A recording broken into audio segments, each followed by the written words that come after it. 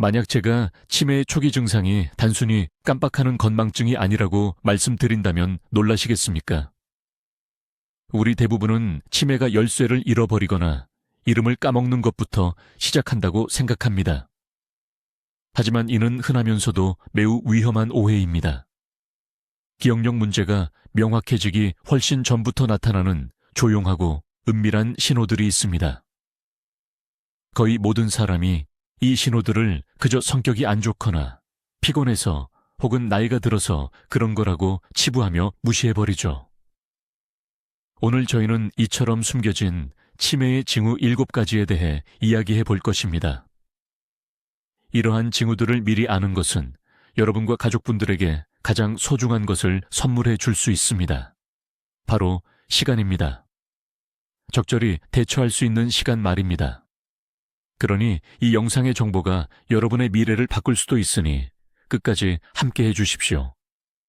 본격적으로 징후에 대해 이야기하기 전에 치매가 정확히 무엇인지 간단히 짚고 넘어가겠습니다. 중요한 점은 치매는 어떤 특정한 하나의 질병이 아니라는 겁니다. 마치 심장병처럼 광범위한 용어입니다. 치매는 인지 기능의 지속적인 저하와 관련된 증상들의 복합체를 설명하는 말입니다. 즉, 뇌가 생각하고, 기억하고, 추론하는 능력에 문제가 생기는 상태를 총칭하는 것이죠. 알츠하이머병이 치매의 가장 흔한 원인이기는 하지만 이외에도 많은 다른 원인들이 존재합니다. 그리고 일반적인 노화로 인한 건망증과 치매의 결정적인 차이는 치매로 인한 변화들은 일상생활을 방해할 만큼 충분히 심각하다는 것입니다. 안경을 어디에 두었는지 잊어버리는 것은 정상적인 건망증입니다. 하지만 안경이 왜 필요한지 자체를 잊어버린다면 그것은 경계해야 할 신호가 될 수 있습니다. 저희는 바로 이러한 더 깊고 분명하지 않은 변화들에 대해 이야기해 볼 것입니다. 자, 사람들이 흔히 놓치고 넘어가는 혹은 침묵하는 첫 번째 경고 신호는 바로 미묘하지만 지속적인 성격의 변화입니다. 생각해 보십시오. 늘 차분하고 이성적이셨던 아버지가 갑자기 의심이 많아지셔서 이웃이 신문을 훔쳐갔다고 화를 내시거나 이유 없이 모든 사람에게 짜증을 내십니다. 아니면 반대로 활발하고 사교적이셨던 어머니가 갑자기 말수가 줄고 혼자 움츠러들면서 겁이 많아지고 불안해 하십니다. 우리는 이런 행동을 보통 스트레스, 사는 게 힘드니까 혹은 흔히 말하는 나이 들면 다 저래 하는 노인성 성격 탓으로 돌리기 쉽습니다. 하지만 이것은 근본적인 오해입니다. 한 사람의 성격은 수십 년간 형성된 그 사람의 핵심이자 기둥입니다. 이 기둥이 갑자기 설명할 수 없을 정도로 흔들린다면 이는 뇌의 구조적인 변화가 시작되었다는 강력한 신호일 수 있습니다. 단순히 기분이 안 좋은 상태가 아닙니다. 이것은 자제력과 사회적 행동을 관장하는 뇌의 전두엽이 기능을 제대로 하지 못하고 있다는 뇌가 보내는 구조 요청일 수 있습니다. 이 성격 변화는 다른 어떤 증상보다도 먼저 나타날 수 있는 매우 중요한 초기 지표입니다. 구체적인 예시를 들어보면서 한번 생각해 봅시다. 평생을 모임의 중심, 즉 분위기 메이커였고 손님 초대와 떠들썩한 잔치를 정말 좋아했던 분을 떠올려 보세요. 그런데 말이죠. 이분이 서서히 만남을 피하기 시작합니다. 처음엔 큰 잔치를 마다하고 다음엔 친구들과의 소박한 모임도 사양하더니 나중에는 전화벨이 울려도 아예 받지 않게 되는 겁니다. 가족들은 보통 단지 피곤해서 쉬고 싶으신가 보다 하고 생각하기 쉽습니다. 하지만 사실은 대화의 흐름을 따라가기가 너무 어렵고 적절한 단어를 찾거나 농담을 이해하는 것 자체가 힘들어져서 대인 관계를 피하는 것일 수 있습니다. 사회적 상호작용이라는 것은 사실 굉장히 복잡한 인지적 과제입니다. 뇌가 더 이상 이 과제를 수행하기 힘들다고 느낄 때 가장 쉽게 선택할 수 있는 방어 기제가 바로 고립, 즉 스스로를 가두는 것입니다. 그러니 혹시 주변의 소중한 분이 별다른 이유 없이 활발하던 성격에서 갑자기 은둔형 생활로 바뀌는 모습을 보신다면 절대 대수롭지 않게 넘기시면 안 됩니다. 혼자 있고 싶은 단순한 마음, 그 이상의 중요한 문제가 숨겨져 있을 수 있으니 부드럽게 그 이유를 파악해 보시길 권해드립니다. 이 변화들을 단순한 우울증이나 기분 문제와 확실히 구별하는 것이 굉장히 중요합니다. 우울증 역시 무기력함이나 사회적으로 고립되는 증상을 보일 수 있기 때문입니다. 하지만 치매로 인한 성격 변화는 훨씬 더 이상하고 때로는 비논리적인 양상으로 나타나는 경우가 많습니다. 예를 들어 평생을 조심하고 신중하게 살아온 분이 갑자기 지나치게 사람을 잘 믿게 되어 사기꾼에게 속아 돈을 넘겨주는 일이 생길 수 있습니다. 혹은 행동이 갑자기 제어되지 않아서 뜬금없는 농담을 하거나 다른 사람의 사적인 경계를 침범하는 무례한 행동을 할 수도 있습니다. 이는 우리의 내면에서 도덕적 나침반이나 행동의 자제력 역할을 하던 뇌 부위가 손상을 입었기 때문에 나타나는 현상입니다. 그분이 갑자기 나쁜 사람이 된 것이 아니라 사회적 규범이나 자신의 행동이 가져올 결과를 적절하게 판단하는 능력을 잃어버린 상태인 것입니다. 만약 평소 그분답지 않은 이상한 행동들이 계속 관찰된다면 이를 단순히 비난하거나 꾸짖을 것이 아니라 전문가와 상담을 받아봐야 할 심각한 신호입니다. 두 번째이자 어쩌면 주변 사람들에게 가장 힘들게 다가오는 징후는 바로 공감 능력의 점진적인 상실입니다. 공감이란 다른 사람의 감정을 헤아리고 같이 느끼며 나누는 능력인데 이것이야말로 우리 사회생활의 가장 중요한 토대 아니겠습니까? 그런데 만약 이 중요한 능력이 점차 사라진다고 한번 생각해 보세요. 늘 따뜻하고 세심했던 당신의 가까운 사람이 어느 순간 차갑게 변하고 당신의 걱정이나 어려움에 무관심해지거나 심지어 매정하게 대할 수도 있습니다. 예를 들어 당신이 정말 중요하고 간절한 속마음을 털어놓아도 돌아오는 건 무관심한 표정이나 짜증 섞인 반응뿐일 수 있습니다. 상대방은 당신에게 상처 주는 말을 아무렇지 않게 하고도 자신이 당신에게 아픔을 줬다는 사실조차 눈치채지 못할 수 있습니다. 하지만 이것은 그분이 당신을 향한 사랑을 멈췄기 때문이 아닙니다. 이것은 감성 지능을 담당하는 뇌 부분이 점차 약해지거나 위축되면서 나타날 수 있는 현상입니다. 그분에게는 얼굴 표정이나 목소리 톤만으로 당신의 감정을 읽어내는 것 자체가 물리적으로, 즉 실제로 어려워지는 것입니다. 제가 실제 있었던 이야기를 하나 해드릴게요. 어떤 환자의 아내분이 저한테 말씀하시기를 본인 남편을 세상에서 가장 다정하고 헌신적인 사람이라고 늘 생각했답니다. 아내가 아플 때는 침대 곁을 떠나지 않을 정도였죠. 그런데 어느 날 아내가 주방에서 손을 심하게 베었어요. 피가 마치 냇물처럼 콸콸 쏟아지고 너무 아프고 무서워서 아내는 울음을 터뜨렸죠. 하지만 남편은 그저 옆에 서서 그 모든 상황을 완전히 무관심하게 바라보고만 있더랍니다. 그러더니 뜬금없이 저녁 식사는 언제 준비되냐고 묻더라는 거예요. 아내는 너무나 큰 충격과 배신감을 느꼈습니다. 남편이 갑자기 무심하고 냉정한 이기주의자가 됐다고 생각했죠. 하지만 몇 달이 지나 다른 증상들까지 나타나고 나서야 의사들은 그것이 바로 전측 두엽 치매의 초기 증상 중 하나였다고 설명했습니다. 남편의 뇌가 사랑하는 사람에게서 오는 위험하다, 고통스럽다, 도움이 필요하다는 신호를 더 이상 인식하지 못하게 된 것입니다. 그러니 혹시라도 배우자나 가족에게서 갑작스러운 감정적 냉담함이 느껴지더라도 너무 서둘러서 섭섭해하거나 화내지 마십시오. 그것은 단순한 성격 변화가 아닌 질병의 한 증상일 수도 있습니다. 이것을 단순한 냉정함이나 이기심과 어떻게 구분할 수 있을까요? 핵심 단어는 변화입니다. 만약 평생을 자기만 알고 남에게 별로 관심이 없던 사람이라면 그건 그저 원래 성격이라고 봐야겠죠. 하지만 늘 나에게 큰 힘이 되어주고 위로하고 지지해주던 사람이 갑자기 마치 스위치가 꺼진 것처럼 그런 공감 능력을 잃어버린다면 바로 이게 위험 신호입니다. 예전에는 크게 기뻐하거나 슬퍼했던 일들에 대한 반응을 잘 살펴보셔야 합니다. 손주가 태어났다는 아주 좋은 소식이라든지 혹은 반대로 안 좋은 소식에 대해서 말이죠. 만약 그 반응이 밋밋하고 어딘가 어색하거나 아예 아무렇지도 않다면 그때는 주의를 기울일 필요가 있습니다. 이런 공감 능력의 상실은 가족 관계를 무너뜨립니다.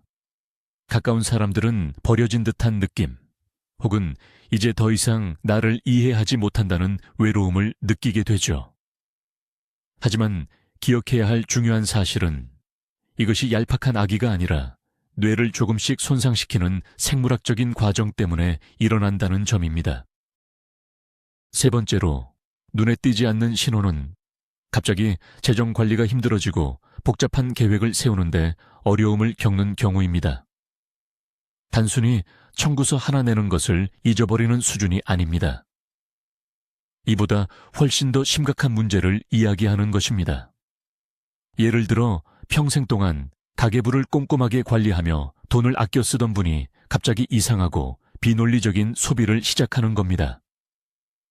똑같은 청소기를 3대나 산다든지 혹은 평소 같으면 거들떠보지도 않았을 의심스러운 다단계 사기에 전 재산을 투자하는 경우가 생길 수 있습니다. 또 다른 예로는 여러 단계를 거쳐야 하는 일에 큰 어려움을 겪는 것입니다. 새로운 레시피로 복잡한 저녁 식사를 준비하거나 여행 계획을 세우는 일, 심지어 새로 산 TV 리모컨 조작법을 익히는 것조차 감당하기 힘든 장애물이 됩니다. 이런 현상은 치매가 단순히 기억력뿐만 아니라 뇌의 실행 기능에도 영향을 미치기 때문에 발생합니다. 실행 기능이란 계획을 세우는 능력, 논리력, 추상적으로 사고하는 능력, 그리고 결과 후폭풍을 예측하는 능력을 말합니다. 배의 선장을 한번 생각해 보세요. 배를 정해진 항로로 이끌기 위해서는 단순히 지도를 외우는 것 외에도 경로를 설정하고 날씨와 물살의 속도까지 계산하며 팀원들을 지휘해야 하죠. 우리 뇌도 이와 같습니다. 재정 관리나 복잡한 일의 계획을 세우는 것 자체가 바로 이 항로를 설정하는 과정인 것입니다. 초기 치매 환자분은 집세를 내야 한다는 사실은 기억할 수 있습니다. 하지만 온라인 뱅킹 접속, 계좌 정보 입력, 결제 확인 같은 일련의 행동 순서가 서로 관련 없는 파편처럼 흩어져 버릴 수 있습니다. 특정 단계에서 멈춰서 모든 것을 포기하거나 심지어 자신이 그 행동을 시도했다는 사실 자체를 기억하지 못할 수도 있습니다. 그러므로 만약 가족이나 가까운 지인이 미납된 요금 고지서를 쌓아두거나 사기 피해를 당하거나 혹은 예전에는 아주 쉬웠던 일을 처리하지 못하는 것을 발견하셨다면 이는 결코 게으름이나 부주의의 신호가 아닙니다. 이것은 그분들의 내면의 선장이 지휘권을 상실하고 있다는 강력한 신호일 수 있습니다. 이제 네 번째 신호로 넘어가 보겠습니다. 이 증상은 많은 분들을 헷갈리게 만드는 아주 특이한 증상입니다. 바로 눈 자체의 문제가 아닌 시력 저하 증상입니다. 환자가 안과 검진을 받으면 의사는 눈에는 아무 문제가 없습니다. 시력은 100%입니다. 라고 말합니다. 그런데도 이분은 글을 제대로 읽지 못하고 물건에 자주 부딪히거나 물체와의 거리를 가늠하지 못한다고 호소합니다. 예를 들면 컵을 놓으려다가 식탁 옆에 헛손질을 하거나 계단이 하나의 평평한 면처럼 보여서 내려가기 힘들어합니다. 이것은 매우 교활한 증상입니다. 왜냐하면 본인이나 가족들 모두 문제를 눈에서 찾으려고 하지만 실제로는 뇌에 문제가 있기 때문입니다. 시각 정보를 처리하는 것은 뇌 피질의 광대한 영역, 주로 후두엽에서 담당합니다. 이 영역들이 치매로 인해 손상을 입게 되면 뇌는 완전히 건강한 눈이 보내는 시각 신호를 올바르게 해석하는 능력을 잃게 됩니다. 이해하기 쉽게 예시를 하나 들어보겠습니다. 어르신들의 눈을 카메라라고 생각하시고 뇌는 이 카메라가 찍은 영상을 처리하는 컴퓨터라고 가정해 보세요. 만약 카메라 렌즈는 멀쩡한데 컴퓨터 속 그래픽 카드가 고장 나버렸다면 어떻게 될까요?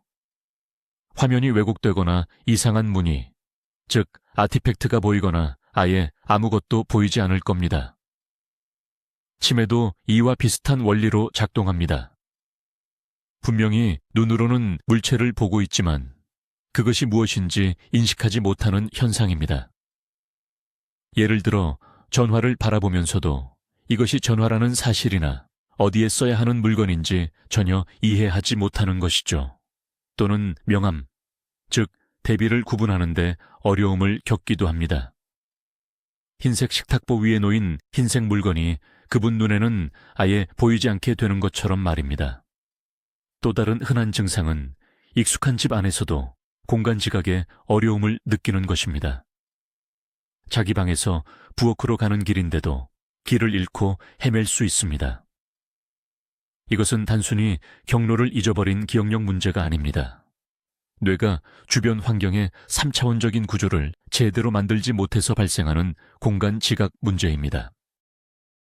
이러한 증상은 넘어지거나 다칠 위험을 크게 높이기 때문에 특히 조심하셔야 합니다. 뇌가 바닥과의 거리를 제대로 판단하지 못해서 멀쩡한 평지에서도 쉽게 발을 헛디딜 수 있습니다. 또한 뜨거운 가스레인지나 인덕션과의 거리를 제대로 가늠하지 못해 화상을 입는 경우도 생깁니다.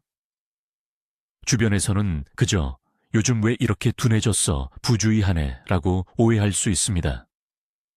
하지만 실제로는 직선이 휘어져 보이고 거리가 끊임없이 변하는 왜곡된 시각, 이미지 속에서 생활하고 계신 겁니다. 만약 어르신이나 가족이 뭔가 이상하게 보인다며 시력 문제를 호소하는데 안과 검진에서 특별한 이상이 발견되지 않았다면 이는 곧바로 신경과 전문의를 찾아가야 할 신호입니다. 이러한 시각 기능의 저하는 루이수체 치매나 알츠하이머병의 비전형적인 형태인 후부 피질 위축증 PCA 같은 심각한 질환의 특징일 수 있습니다. 이 사소해 보이는 호소를 절대 무시해서는 안 됩니다. 심각한 뇌 질환을 알리는 중요한 경고일 수 있기 때문입니다. 5번째로 알려드릴 조용한 신호는 흔히 게으르다거나 우울증이겠지 하고 넘기기 쉬운 증상인데요. 바로 무기력증과 의욕 상실입니다. 이건 단순히 기분이 안 좋거나 잠시 몸이 피곤한 게 아니에요. 이전에는 정말 즐거웠고 소중했던 일들까지도 전부 시들해지는 깊고 전반적인 무관심이 찾아오는 겁니다. 그렇게 좋아하던 텃밭 가꾸기를 하던 분이 더 이상 밭에 나가는 걸 멈춥니다. 매일같이 낚시를 하러 다니던 분이 낚싯대를 창고에서 꺼내지도 않고요. 손에서 뜨개질을 놓지 않던 분도 실과 바늘을 아예 놔버립니다. 왜 그러시냐고 물어봐도 시원하게 답을 못합니다. 그저 그냥 마음이 안 내켜, 괜히 기운만 빠져, 해서 뭐해 같은 말만 반복해요. 본인은 그저 의자에 앉아 멍하니 한 곳만 바라보기도 하고요. TV 채널만 의미 없이 하염없이 돌리기도 합니다. 스스로 무언가를 시작하려는 노력을 전혀 하지 않습니다. 뭘 좀 하시려면 옆에서 끊임없이 재촉하고 이끌어줘야만 합니다. 이것이 바로 우리가 가장 흔하게 보면서도 가장 가볍게 여기기 쉬운 치매의 대표적인 증상 중 하나입니다. 자, 그렇다면 우울증과는 어떤 차이가 있을까요? 우울증에 걸린 분들도 물론 좋아하는 일에 대한 흥미를 잃을 수 있습니다. 하지만 이분들은 보통 극심한 부정적인 감정, 예를 들어 심한 슬픔, 외로움, 죄책감, 절망감 때문에 괴로워합니다. 즉, 자신의 상태에 대해 고통스러워하는 겁니다. 그런데 치매 때문에 오는 무기력증, 즉 아파티는 어떨까요? 이때는 이런 감정이 아예 없을 수도 있습니다. 슬퍼하지도 않습니다. 그냥 모든 일에 괜찮아, 상관없어 라는 태도를 보입니다. 감정적으로 텅 빈 상태인 거죠. 이것은 우리의 동기부여, 목표 설정, 그리고 무언가를 하려는 의지력을 담당하는 뇌의 전두엽에 손상이 왔기 때문입니다. 비유를 들어볼게요. 자동차의 기름이 완전히 떨어진 상황을 한번 떠올려 보세요. 엔진도 바퀴도 핸들도 모두 제자리에 있고 고장 나지 않았습니다. 모든 시스템이 정상이죠. 하지만 움직일 연료, 동력 자체가 없기 때문에 차는 앞으로 나아가지 못합니다. 치매에서 나타나는 무기력증이 바로 이와 같은 동기부여 연료가 바닥난 빈 탱크입니다. 환자분은 몸으로는 충분히 무언가를 할 수 있습니다. 하지만 그것을 시작해야겠다라는 내적인 충동이 사라진 겁니다. 스스로 할 일을 찾거나 스스로 움직이는 능력을 잃어버리는 것입니다. 왜 이 문제를 간과해서는 안 될까요? 무기력함, 즉 아파티는 우리의 인지 기능이 급격히 떨어지게 만들기 때문입니다. 뇌도 근육과 마찬가지입니다. 꾸준한 훈련이 필요합니다. 사람이 무언가에 흥미를 잃고 책을 읽거나 대화를 나누거나 심지어 사소한 집안일조차 하지 않게 되면 그 사람의 인지 기능은 무서운 속도로 저하됩니다. 사회적 고립과 두뇌 활동의 부족은 이러한 증상을 더욱 악화시킬 뿐입니다. 가족들은 종종 하기 싫다면 억지로 시키지 말자. 그동안 고생했으니 푹 쉬게 해드리자라고 생각하며 실수를 저지릅니다. 하지만 이 경우에 휴식은 오히려 독이 됩니다. 무기력한 상태에 그냥 두는 대신 부드럽지만 끈기 있게 어르신이 할 수 있는 활동에 참여하도록 유도해야 합니다. 함께 산책하기, 십자말풀이를 풀기, 식사 준비를 돕는 등의 아주 사소한 일들이 뇌라는 엔진이 완전히 멈추지 않도록 하는 불꽃이 될 수 있습니다. 무기력함을 게으름으로 오해하지 마십시오.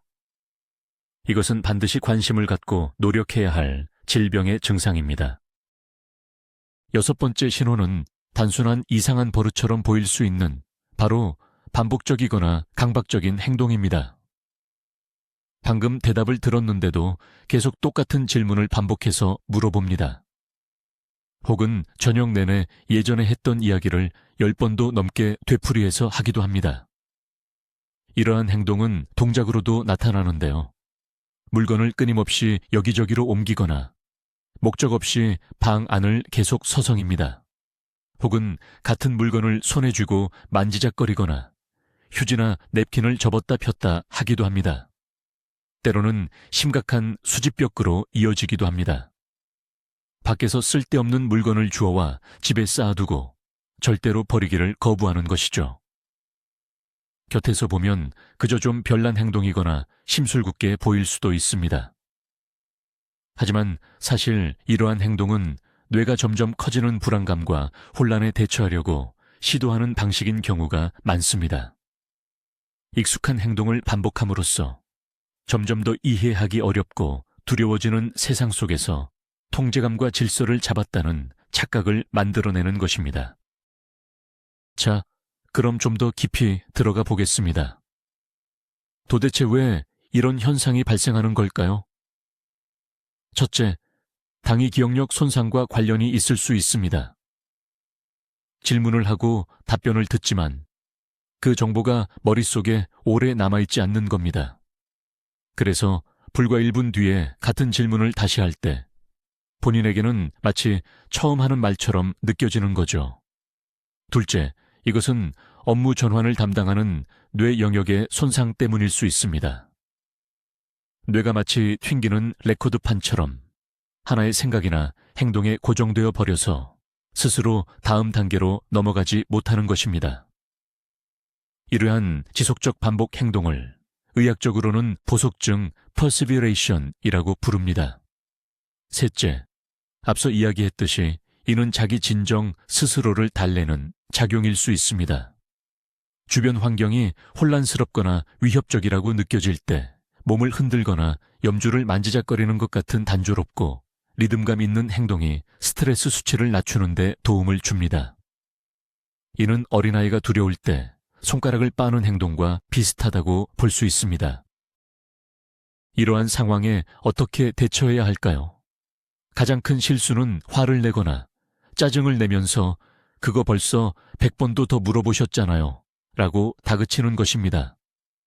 이렇게 하면 그분의 불안감과 혼란스러움만 커지고 심지어 공격적인 행동을 유발할 수도 있습니다. 이해하셔야 합니다. 그분은 보호자님을 힘들게 하려고 일부러 그러시는 게 아닙니다. 가장 좋은 대처법은 부드럽게 주의를 전환시키는 것입니다. 똑같은 질문을 반복하신다면 다시 한번 차분하게 대답해 주시고 그 다음에는 다른 주제로 관심을 돌려보세요.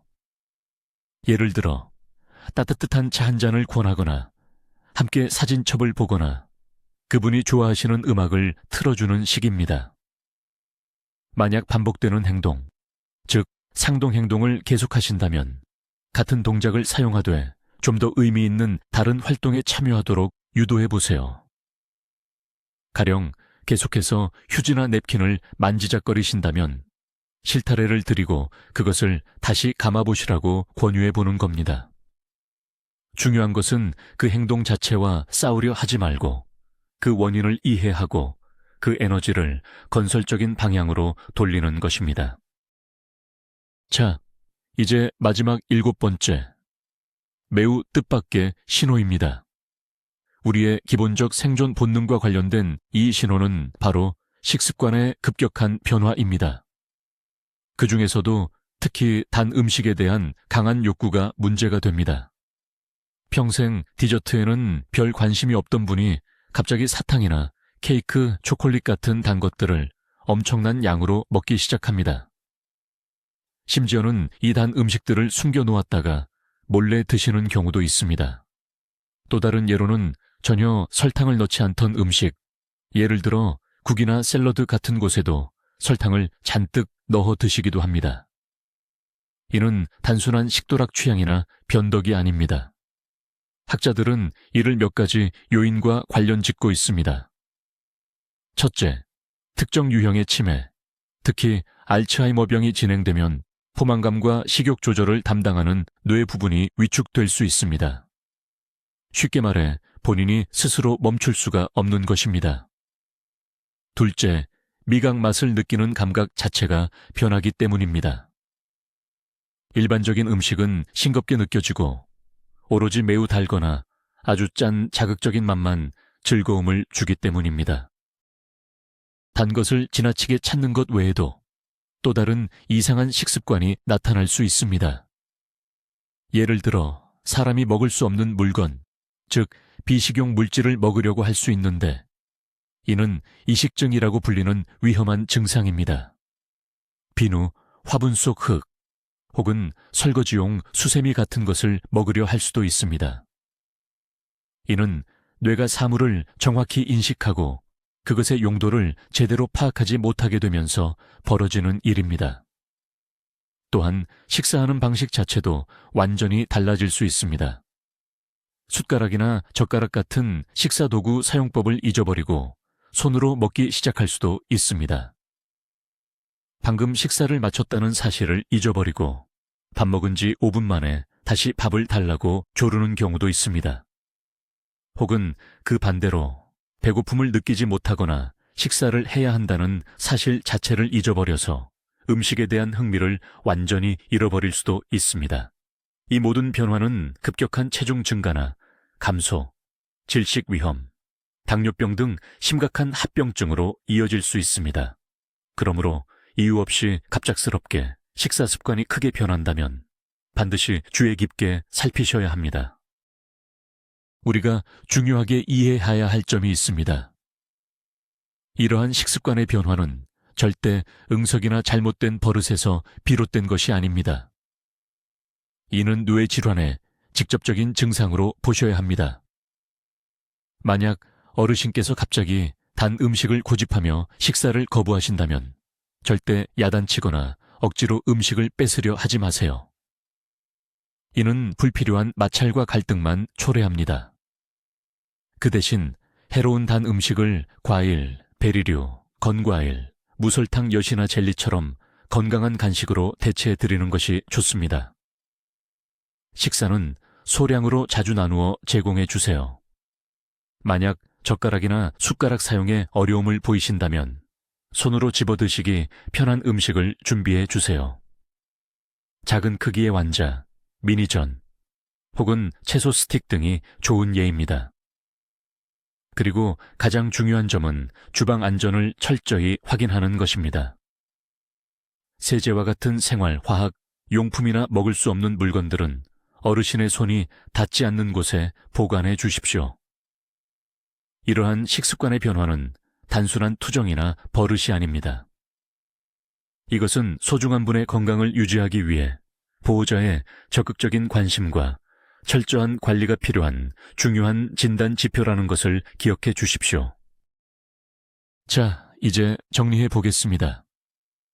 우리는 치매의 초기 발병을 알 수 있는 7가지의 숨겨진, 잘 눈에 띄지 않는 신호들에 대해 살펴봤습니다.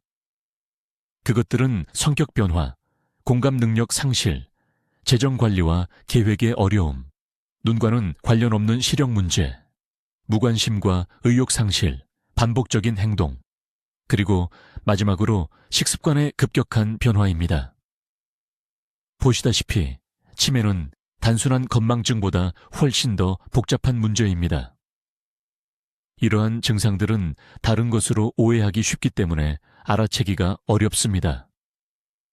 하지만 이제 여러분은 지식으로 무장하셨습니다.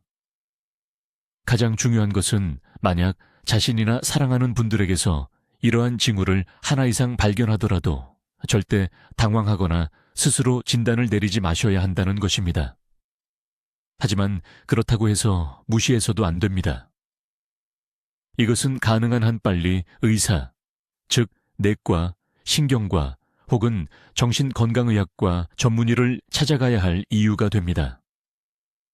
조기 진단이 병을 완전히 고칠 수는 없지만 질병의 진행 속도를 늦추고 삶의 질을 향상시키며 여러분과 가족이 준비하고 적응할 수 있는 소중한 시간을 벌어줄 수 있는 치료를 제때 시작할 수 있게 해줍니다. 이 중요한 영상을 끝까지 시청해 주셔서 감사합니다. 이 정보가 유익하다고 생각하신다면 좋아요를 눌러주시고 채널 구독도 부탁드립니다. 그리고 댓글로 여러분의 소중한 분들에게서 비슷한 변화를 겪은 적이 있는지 꼭 나눠주세요. 여러분의 이야기는 다른 누군가가 중요한 시간을 놓치지 않도록 돕는 큰 힘이 될 수 있습니다. 여러분 자신과 가족을 잘 보살피시길 바랍니다.